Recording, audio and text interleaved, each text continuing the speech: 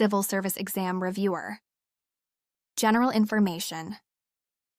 Philippine Constitution. Which of the following may disqualify a person from running for presidency? A.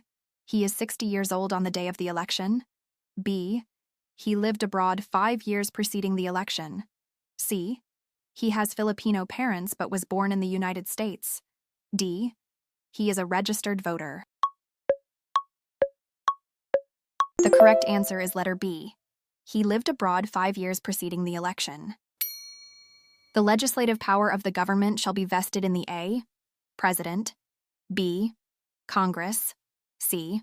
Supreme Court, D. All of the above. The correct answer is letter B. Congress.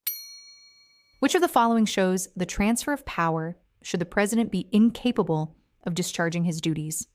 A. President to Vice President to Senate. President to House Speaker.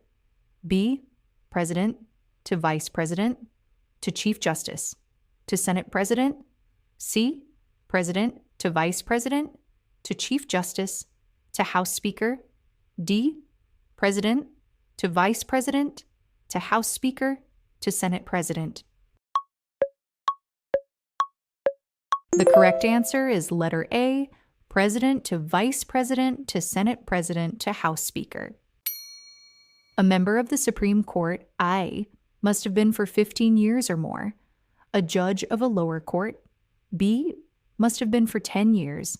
A judge of the Court of Appeals, C, may not be a member of the Philippine Bar.